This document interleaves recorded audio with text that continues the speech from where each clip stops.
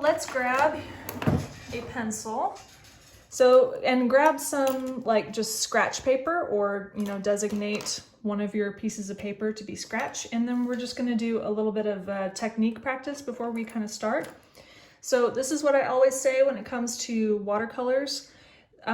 You want to have it be watercolor, not watercolor. So more water, basically.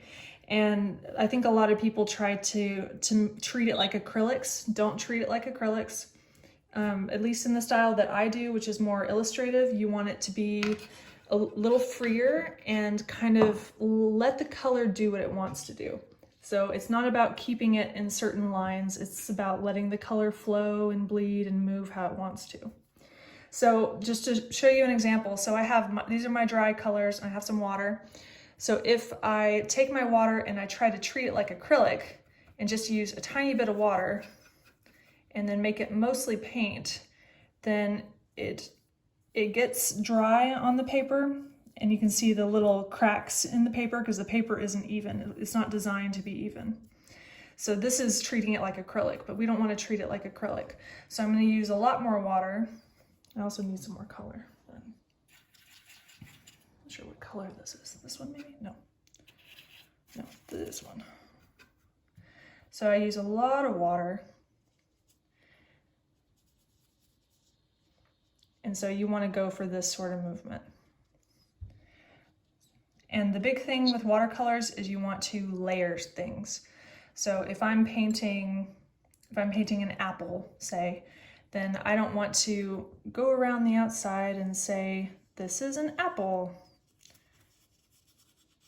and try to like paint exactly around it and things like that. So you want to kind of let it be free, let it be transparent, and go over it with layers and layers until it looks how you want it to look. So if you're brand new to watercolor, just grab any color, whatever color makes you happy, and add a bunch of water to it, mix it all up, and then just kind of play with it. See if you can take a section of your paper, I'll like square a section off, and see if you can create a gradient. So this is a good practice regardless of how often you've worked with watercolors. When you play with it for a long period of time, you can kind of get a feel for how much color is on your brush and how much water is on your brush, and slowly, with a lot of practice, you kind of understand where that balance needs to be.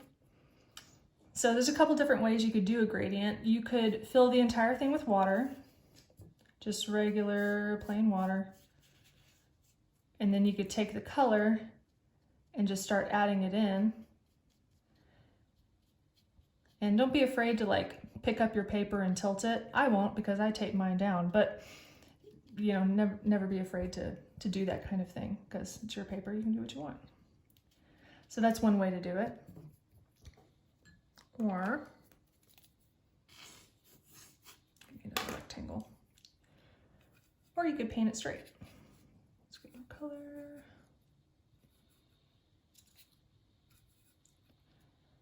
Or I could start off dark over here, and then as I go, start adding more water.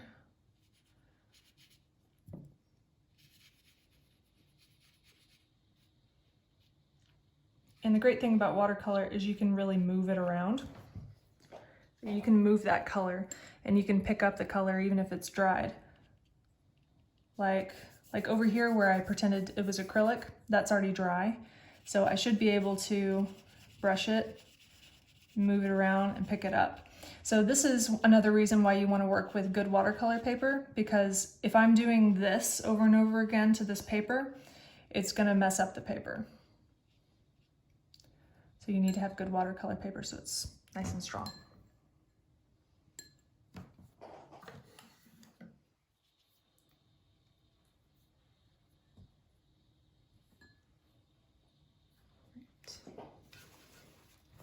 And another technique that's really fun to do, I'm just gonna paint a little section over here just to give a spot, is you can lift color. So if I wanted this little circle here to look like a gradient, but right now it all looks the same, or I decide it's too dark or whatever, I can go in with a paper towel and lift some color.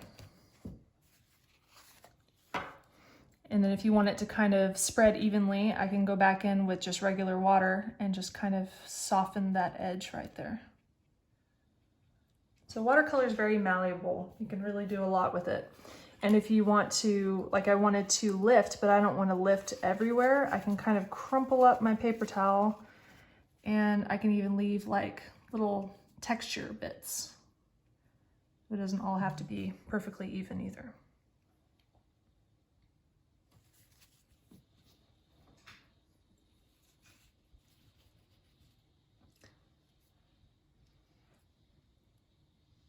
Okay, and let's do two other things. So you've got one color, I assume, picked out. Grab one other color. I'm gonna use this purple over here. I love blue and purple together.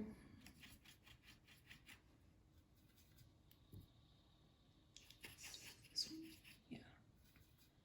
I'm still new with this watercolor set. It's still pretty new to me because I had the set with only like 20 colors or something, and this is like 40 colors, so I don't really know which color is which. Okay, so I can take one section of my paper and just fill it in with water. And I kind of like this technique personally because it can be really pretty. So then I'm going to take one color and just put it on one side. And so all these different textures and stuff that the watercolor does naturally, you want to kind of keep that. Just kind of let it be, let it do its own thing. When you use watercolor, you kind of have to release some of your control, which is part of the fun of it.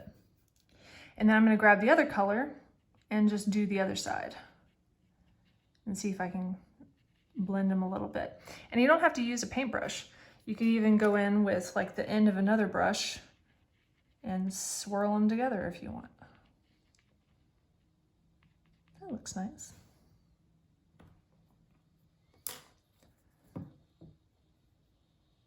You can go in with one color and mark over it.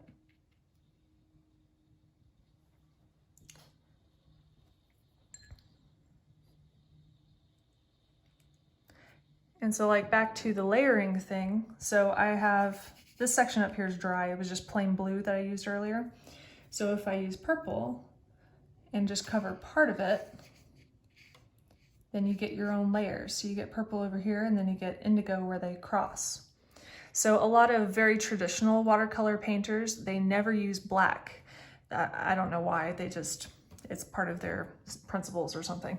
So they mix colors very specifically to make something that, you know, resembles black, but they never use true black. I don't know, that's what they do, so. Yeah. And really quickly, this is kind of more what we'll be doing in the next class. It's more on like plants and holly and leaves, that kind of thing. So one technique that a lot of people use for plants is they'll do, like, say if I'm drawing, here I'll draw it on the paper so you can see what I'm doing. So like if you do a stem and here are your leaves. So if I go in and just with plain water and go over the stem and go over the leaves, you can go back in with your color and keep it kind of along the stem mostly, and then let it kind of bleed just a little bit into the leaves.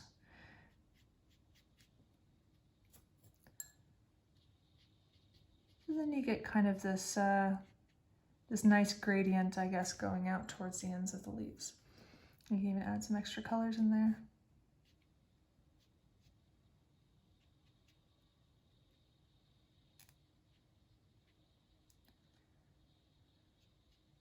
All right, so how's everybody doing with this? You having some fun with these techniques?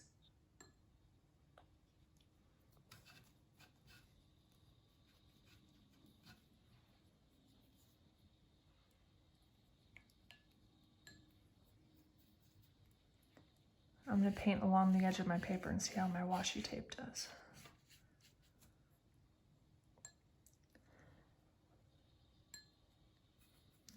So one thing you want to think about, because watercolor, I think, takes even more planning than acrylic paintings do.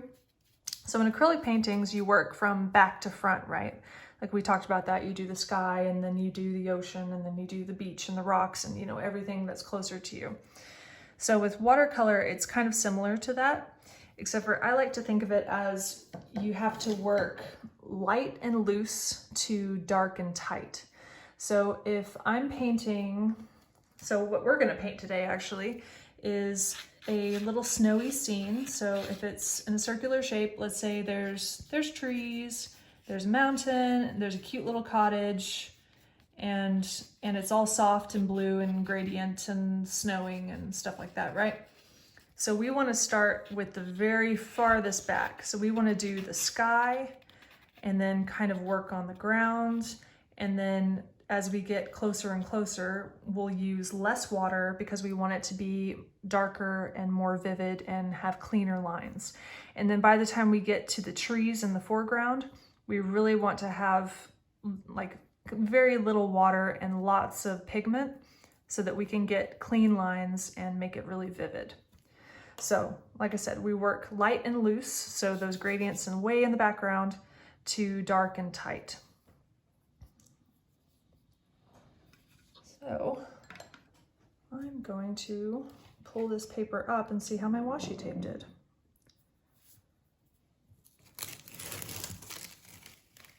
Look at that clean line, look at that. I love pulling off tape. So I definitely recommend washi tape. It's great. You can get it at like any Hobby Lobby or whatever, usually in like the scrapbooking section.